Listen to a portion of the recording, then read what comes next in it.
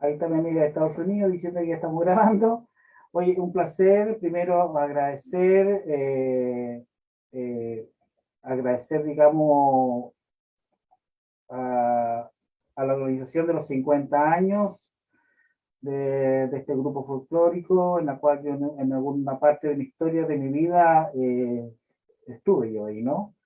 Así que muy agradecido por haber recogido un interés, porque la verdad las cosas es que lo que yo quisiera plantear más que nada es un compartir de tiempo, un compartir sin duda, de acompañar al maestro Manuel. Yo lo conocí en 4 años en una profundidad muy interesante desde todas las perspectivas. Así que muy grato estar con ustedes, muy grato, digamos, de que puedan escucharme y por supuesto aquí van a salir muchas otras cosas más de lo que significa el legado del maestro Manuel. Yo le he puesto a este conversatorio más que nada formación y estudio y experiencias artísticas universitarias a partir de la etnografía patrimonial andina, legado de Manuel Mamani Mamani. ¿Y por qué? Porque siempre la agrupación folclórica se ha destacado lógicamente en su esencia principal en la puesta en escena sobre el escenario o las diversas actividades culturales en la cual se desarrolla, ¿no? En estos 50 años. Pero también hay unas líneas súper interesantes en la cual nosotros como universitarios también, y muchísima gente que pasó por la agrupación folclórica eh, digamos, desarrollarse también en otros ambientes y en otras temáticas y en otros espacios, que le permitió a la agrupación folclórica eso, ¿no? Desarrollarse no solamente en esto del desarrollo de lo que es el artista sobre el escenario, que recoge las habilidades psicomotoras, de la belleza de la danza o el estudio de la danza y esto de compartir con festivales internacionales, pero yo también pienso y seguramente elevo esto a muchas personas que estuvieron en la agrupación folclórica y trabajaron con Manuel, con mucho cariño y respeto, lo decía Manolo, estábamos por otras fuentes también, súper interesante. Pero yo voy a contar un poquito de historia para que ustedes se vayan dando cuenta cómo llego, digamos, a los brazos, a estos brazos tan interesantes del maestro Manuel Moni. Bueno, yo inicio mi vida, estoy cumpliendo, si ustedes se dan cuenta, en la fecha que tiene este documento, yo prácticamente estoy cumpliendo 50 años y de ahí no he parado de lo que significa tomar una guitarra, bailar, danzar, ¿no? Ha sido mi esencia de vida a través de la niñez. Siempre he estado en estos altares tan lindos, tan magníficos, de una axiología profunda, ¿no? Que son los valores que imparte la cultura tradicional. Por lo tanto, yo crecí con muchos maestros y maestras que en ese tiempo trabajaban y desarrollaban un proyecto que en ese tiempo en Chile se llamó la Escuela Experimentales Artísticas. Y yo allí me introduje y inicié mi proceso en lo que significaba el folclore chileno, ¿no? Con el maestro Eduardo Carrión Rivera, una persona muy querida en la región de Tarapacá, y muy querido en Iquique, muy destacado además aquí en Chile. Y luego de eso, en mi pasar por la escuela artística de muy niño, donde me impregno, digamos, todos los sabores que son la música, la danza, más joven, más adolescente, me formo ya con un capital más interesante y ya a los 16 años ya era monitor de folclore, había tenido clases este es un proyecto también de la antigua Digider, ¿no? En la cual llama a directores de agrupaciones y a mucha gente a hacer este proyecto de formar monitores en folclore, ¿no? Estamos hablando del año 1978, bastante años atrás. Yo muy jovencito, entonces seguí esta senda, aunado por la orientación de los profesores que tenían la agrupación folclórica, y el otro día escuchaba a Omar Espinosa, que también había participado en las agrupaciones del folclore de Magisterio. Entonces, tenía una columna y después luego de eso paso ya a integrar en los años 79, 80 prácticamente la Universidad de Chile, ¿no? La Universidad de Chile. En la Universidad de Chile ingreso a la carrera de Pedagogía y Educación Musical, ¿no? Y me integro como estudiante Y ahí conozco, y hay un encuentro, el primer encuentro con el maestro Manuel Mamani. Manuel Mamani, donde veo el docente de la carrera, de la carrera de Pedagogía de Educación Musical, veo al hombre Inmara, ¿no? Veo al hombre, el amante del folclore, veo al músico, al trompetista, a este hombre ejecutor de instrumentos aerófonos, ¿no? Y el amigo que te acoge, que te saluda, que es humilde, que es llano, que te conversa, y comienzo yo a conversar, a conocer a este maestro, y a la vez él comienza también a conocerme. Yo venía, como les digo anteriormente, ya de una formación en esta área del folclore como monitor.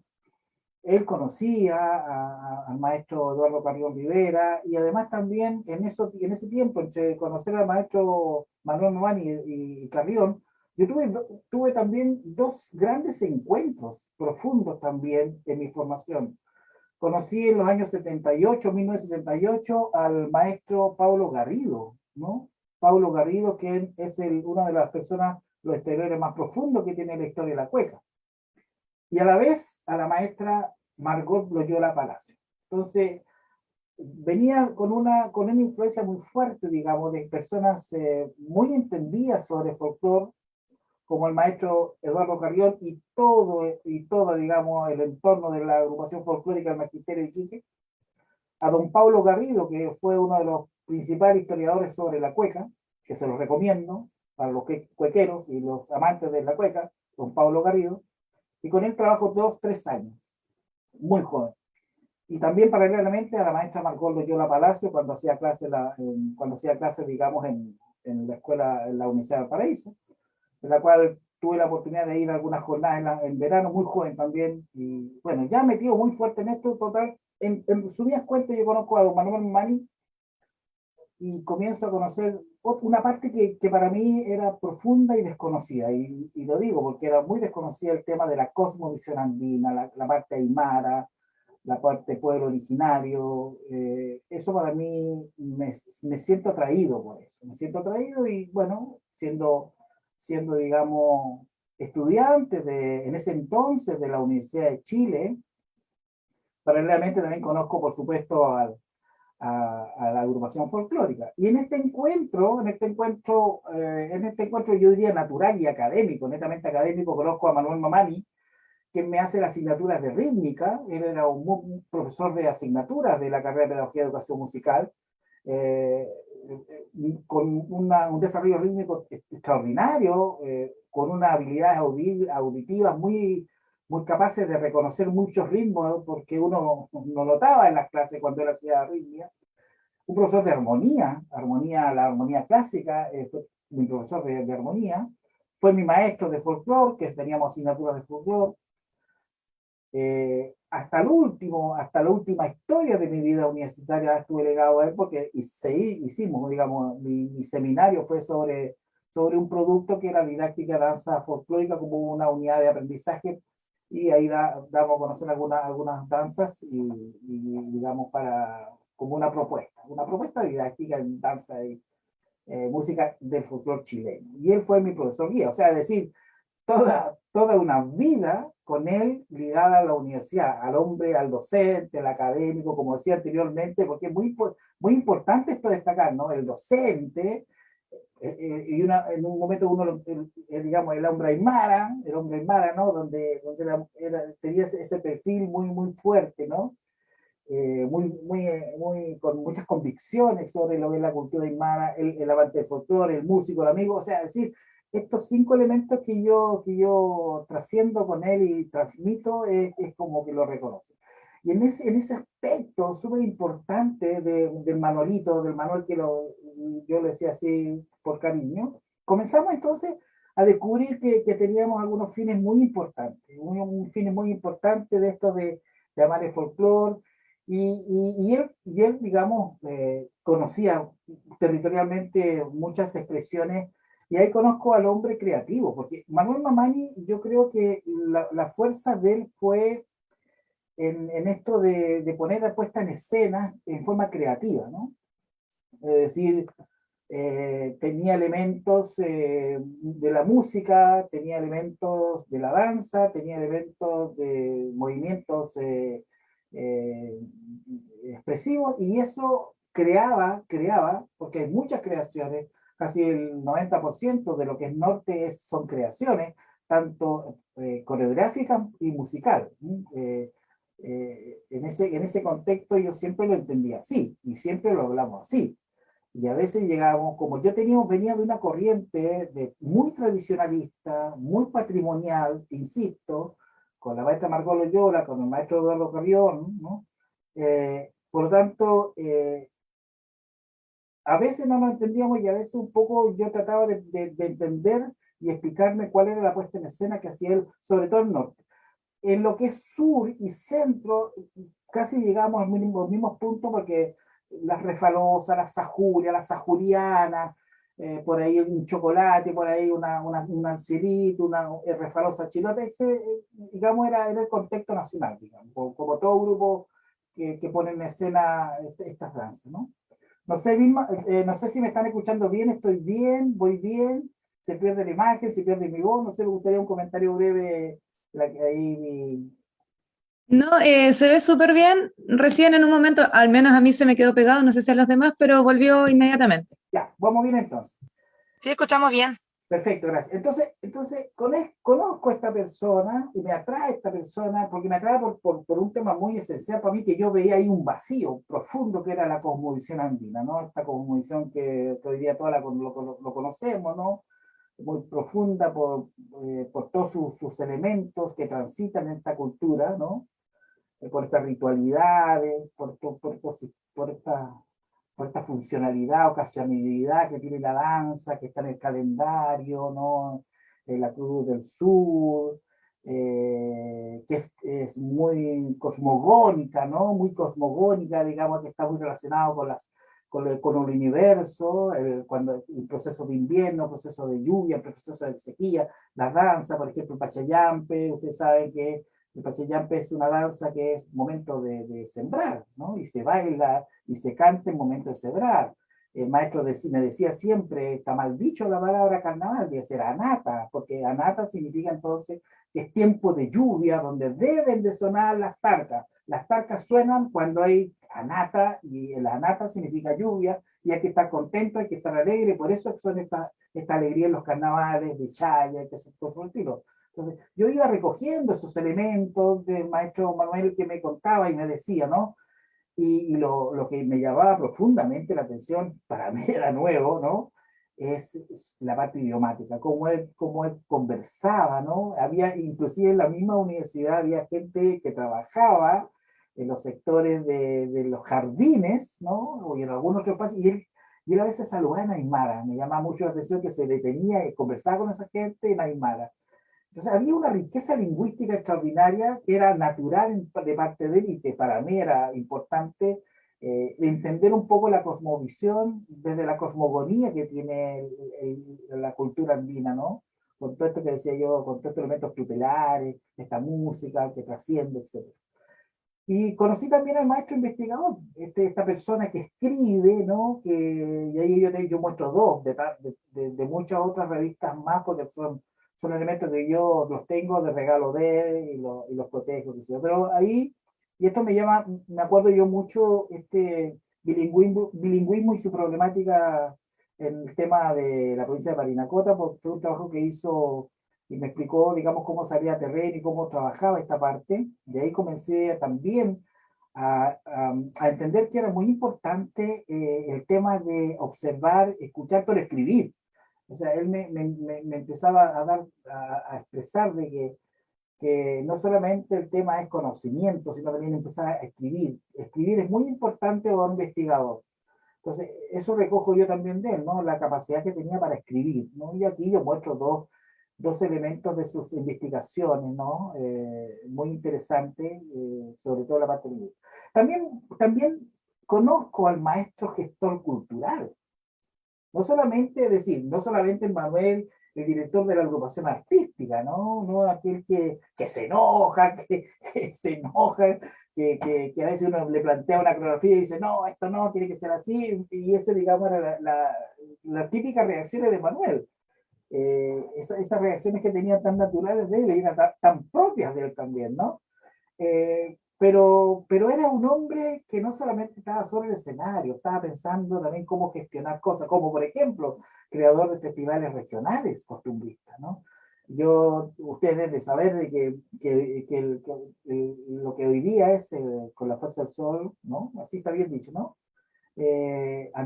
Anteriormente a eso, en el terminal agro se hacían estas muestras costumbristas.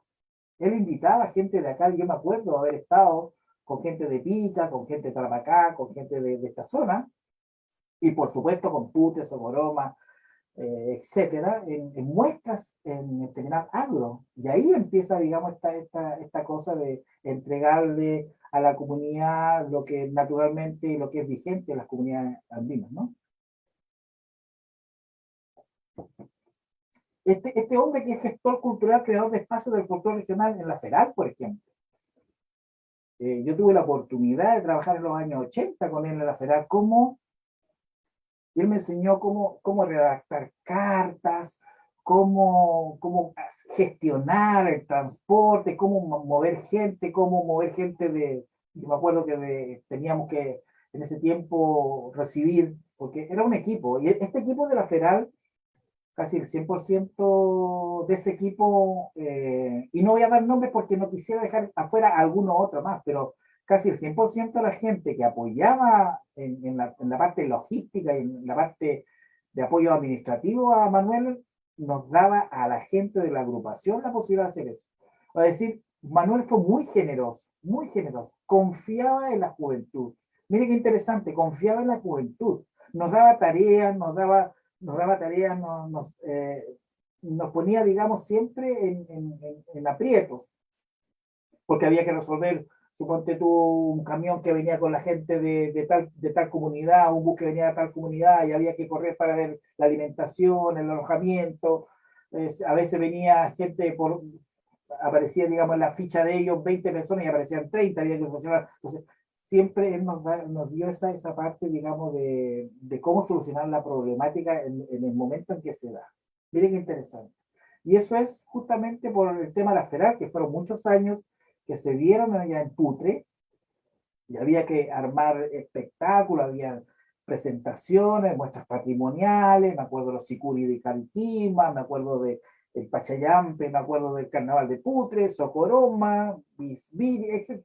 Todos los pueblos llegaban no solamente a mostrar la riqueza agrícola, ganadera de la región o de esta región, acordemos, recuerdo que antes había una sola región, que era la región de Tarapacá, y que estaba incorporada ahorita a Iquique, por lo tanto era una muestra regional. Fue creador de festivales internacionales, ¿no? Todos sabemos eso, cómo se gestionaba eh, tanto las ayudas económicas de la universidad como ayudas también del Estado, como también gestionaba para que viniesen las mejores agrupaciones de Sudamérica y del mundo, ¿no? Creador de proyectos de participación cultural universitaria, también hacía muchos seminarios, coordinamos muchos seminarios, organizábamos muchos seminarios. Entonces, hay una parte muy interesante, Manuel, que también nos deja muchas lecciones y ahí aprendí mucho. Y sobre todo esto, el maestro gestor cultural, la persona que tenía contacto a nivel gubernamental, así. Y termino, como decía, como creador de seminarios y talleres en la Cosmovisión. Bueno, ahí todas estas cosas para mí son re importantes, es un vestigio para mí, porque uno va guardando todas las cosas donde se va desarrollando personalmente, ¿no? Yo esto guardo con mucho cariño, ¿no? Este es un diploma que se me dio por la Comisión de Folclore, figura de 1984, ¿no? Pero son recuerdos muy hermosos para uno, porque hoy uno se desarrolló siendo parte de la agrupación folclórica de la universidad, entonces son cosas súper interesantes, ¿no?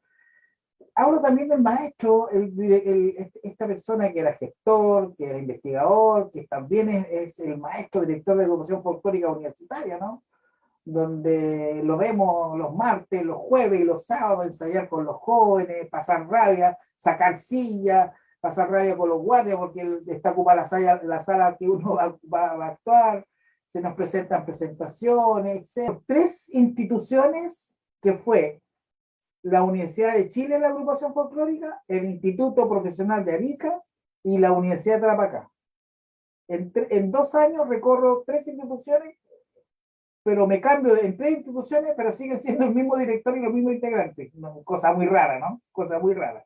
Bueno, y ahí se otorga, por supuesto, cuando el rector era Balcarce, figura de 1981, estamos hablando, pero es parte de la historia de los 50 años, pues, lógicamente que sí, es un documento que uno no lo puede borrar con el codo, ¿no? Ahora, dentro de esto, de estas cosas de lo que significa, digamos, el integrar la agrupación folclórica, yo bailaba, era parte de la parte de danza, y también en la parte, fui muy colaborador directo, inclusive en algunos pasajes era como el ayudante en la parte musical, ¿no? Entonces también en algún momento yo hice dos composiciones cuando fuimos a bailar Arequipa, y aparece ahí, dice Conjunto Folclórico, no sé si alcanzan a leer, Conjunto Folclórico de Arica presenta Consejo Canción de Amistad Peruana Chilena, cuando en ese tiempo éramos amigos, por supuesto, éramos amigos, re amigos, los chilenos y los peruanos. Pero en fin, ahí presento, yo creo una canción y el maestro Manuel Mamani siempre me da, mira, el maestro fue muy bondadoso, muy generoso. Escuchó el tema y dijo, ya, cantémosla, repasémosla y la vamos a presentar al consejo como una canción, era una tonada al fin, ¿no? Hice también cuando fuimos a Argentina, también hice una tonada Jujuy, una cueca Jujuy, que también la cantamos y digamos, el grupo musical la fiatamos y pudimos también hacer. Es decir, se me daban las oportunidades también como persona de la creación, ¿no? Eso era súpermente importante, la creación, ¿no? Bueno, para que tú sepas, cuando uno quería trabajar como ayudante tenía que postular.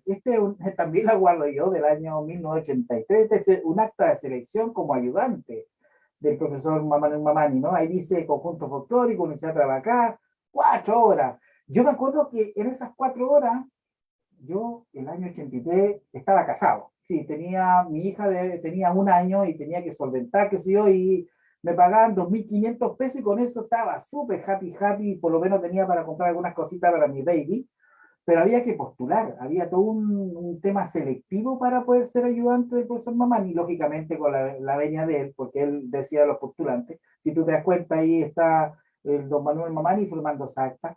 Yo fui 2 años ayudante, porque también fui ayudante en la asignatura de metodología del folclore y taller de folclore. Y lógicamente que en el taller de folclore conocí a mi esposa, por esas cosas de la vida, ¿no? Pero había actas, o sea, uno tenía que postular para ser ayudante de la agrupación folclórica y tenía que tener ciertas habilidades, por supuesto, que eran reconocidas por el maestro Manuel Mamani. El maestro y su discípulo, mira qué lindo esto, el maestro y su discípulo le ha puesto este capítulo ellos.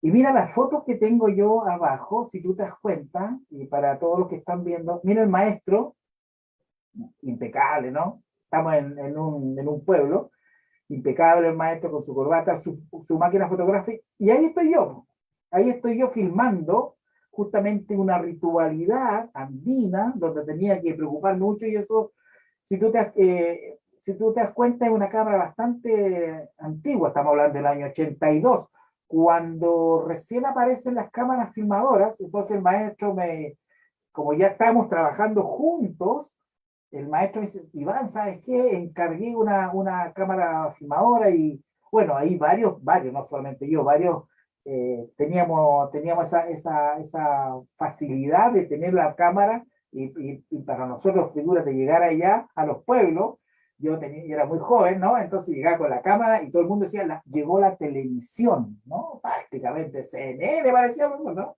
Y la gente se ponía simpática porque llegó la televisión, prácticamente ellos pensaban que a lo mejor estábamos filmando pasado gigante, una cosa así, yo creo, porque era re entretenido. Pero el maestro me dice, Iván, estamos comprando una cámara filmadora para que comencemos a filmar las cosas que vamos nosotros a ir a terreno. Y ahí entonces también conozco, y también entonces por primera vez comienzo a manipular este tipo de instrumentos, porque eran novedosos, estamos hablando del año 82, eran novedosos, ¿no? El profesor con su cámara Kodak, ¿no?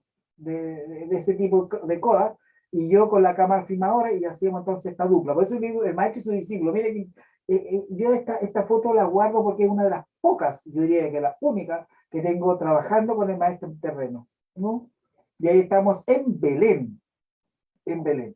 Y sigo, el conocimiento de la cultura andina era súper importante, ¿no? El trabajo investigativo territorial etnográfico. ¿Qué significa la etnografía? Es un método de trabajo, desde un método, ¿no? Que se utiliza sobre todo en las ciencias sociales, y sobre eso uno va desarrollando una serie de elementos que te ayudan a darle respuesta a tu hipótesis, a crear un marco teórico, a desarrollar, digamos, un planteamiento de lo que tú quieres investigar.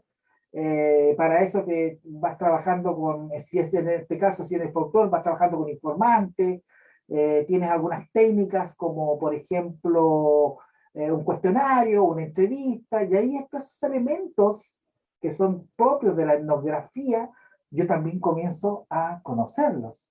Porque en la otra instancia, antes de llegar a la universidad, yo solamente era un integrante, una persona que estaba más ligado a la danza, a la expresión y al canto del folclore. Pero ahora, con el maestro Manuel Umani, yo me voy a otras áreas, sobre todo la investigación. Y él que me introduce, me orienta al trabajo investigativo. Ya muchos, ¿ah? Ya muchos, no solamente a mí, ya muchos. Eh, y entonces me decía, mira, el sujeto es súper importante, preocúpate siempre de filmar, de ver la persona. No tanto la coreografía, ni el zapateo, ni el paño, no, la persona, el contexto, cómo está hablando, cómo se está relacionando. Por eso es que lo importante en este método que utilizaba, y que también utilizaba mucho la maestra Margot Loyola, que es importante el sujeto más que el objeto. ¿Qué significa el sujeto más que el objeto?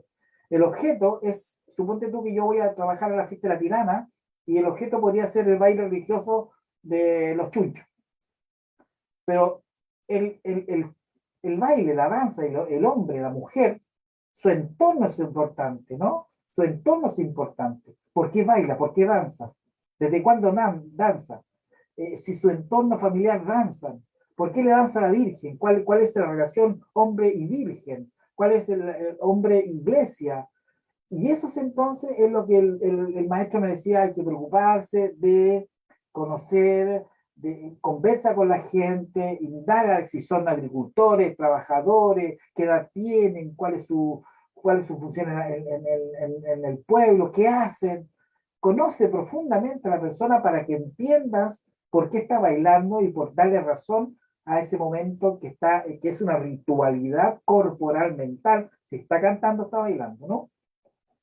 El método rapport. El rapport es un método que se utiliza para poder no decir, oye, ¿por qué están bailando? No, sino es un método que te permite, ¿no? Ir con suavidad, ir con una especie de metodología para hacer preguntas, que no dañe, digamos, que no dañe el espacio que está siendo habitado por esa persona, ya sea en el canto o la danza. Entonces es un método súper interesante que también se ve en la etnografía. La observación como método de trabajo, ¿no? ¿Qué significaba eso? Que había que observar muy bien, que había que observar el comportamiento de las personas, que había que observar el trabajo del día, digamos, la organización del día, cuál era la función de los alféreces, de los mayordomos, del fabriquero. Fabriquero es la persona que cuida la iglesia, que está dentro de la iglesia, los mayordomos son los que acompañan al alférez, y el alférez que es el que toma la fiesta por 1, 2, 3 años, dependiendo de la voluntad de él, ¿no? La planificación. Iván, ¿sabes qué? El fin de semana quiero ir a vivir y quiero ir a Putre, quiero ir porque hay una fiesta, planifiquemos, el vehículo. Siempre, él tenía en ese tiempo, cuando yo lo conocí, tenía un Nissan blanco, ¿no? Y con él subíamos, con él nos íbamos al territorio.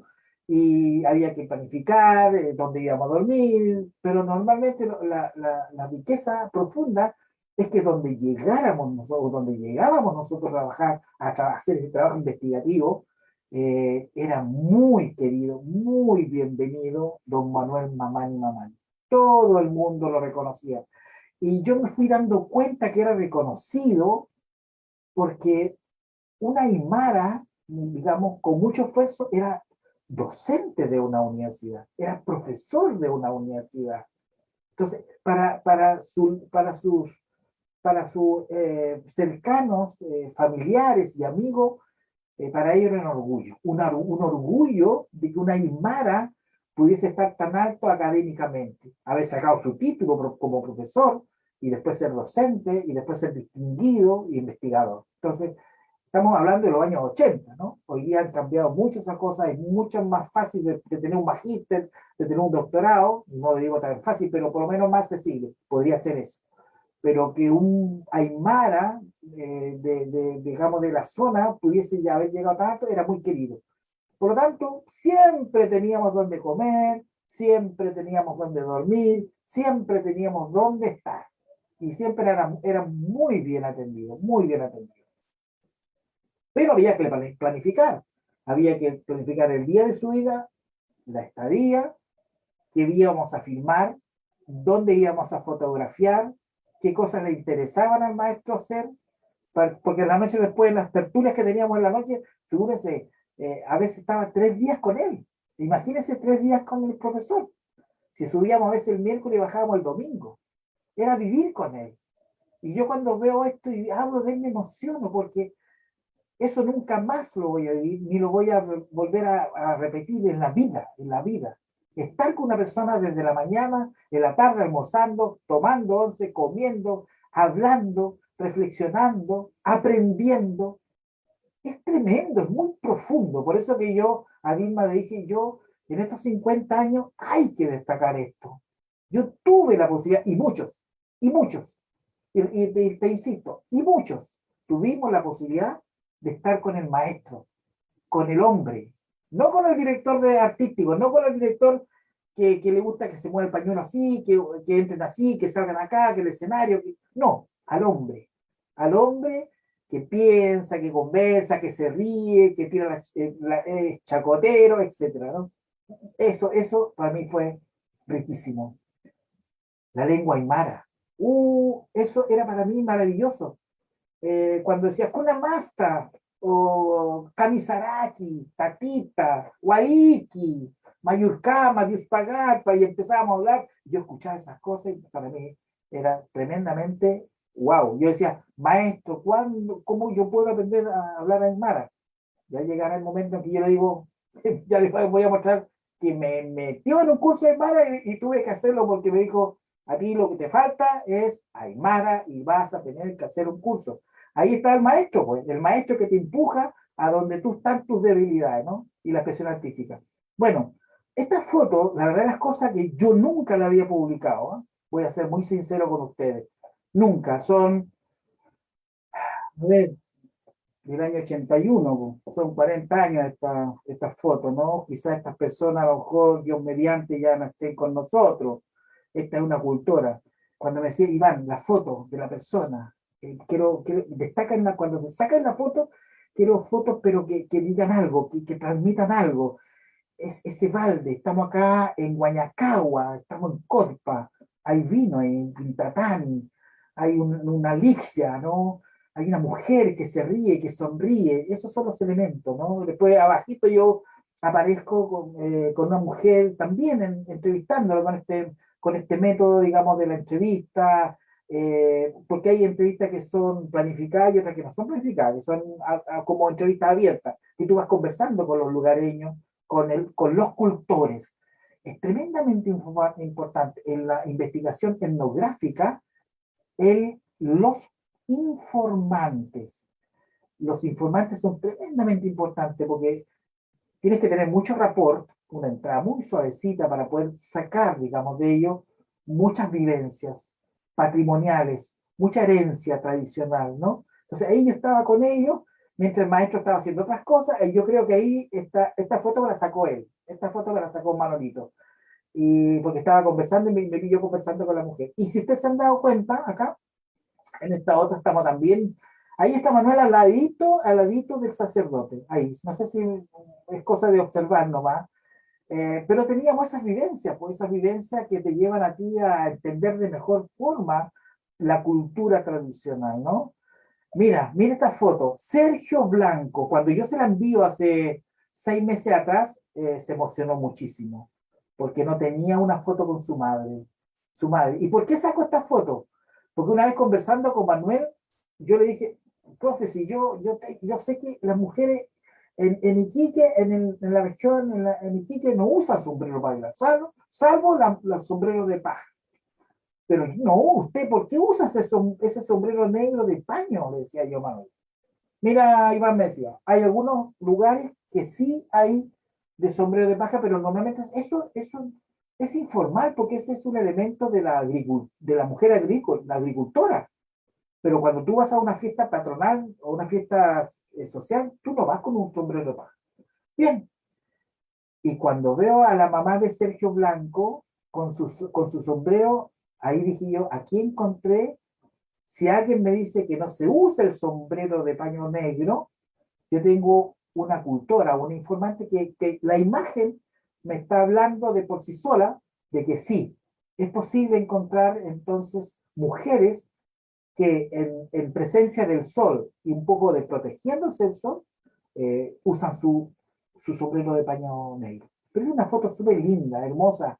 Sergio Blanco muy joven, hace 40 años atrás, y con su madre. Esta foto me dijo, mira, esta foto para mí es extraordinaria, extraordinaria porque no tengo una foto así con mi madre, pues, primera cosa, que es única, ¿no? Bueno, y al lado, por supuesto, muy joven yo, muy joven, eh, en los sectores, en estos sectores como Colpa, como Belén, como Guayacagua, como Putre, tantos lugares que visitamos con Manolito trabajando, desarrollando la investigación. Eh, Como yo decía, pues el profesor es maestro guía, ¿por qué? Bueno, tenéis que ir a hacer me dijo un día, Iván, ¿sí? Te inscribí para un curso de lengua aymara. ¿Para cuándo, profe? No, te inscribí, así que vas a tener que ir a hacerlo. ¿Pero cuándo? ¿A qué hora? Si usted sabe que estoy en clase. Bueno, ya te inscribí, vas a tener que hacerlo porque a ti te falta conocimiento de lengua aymara.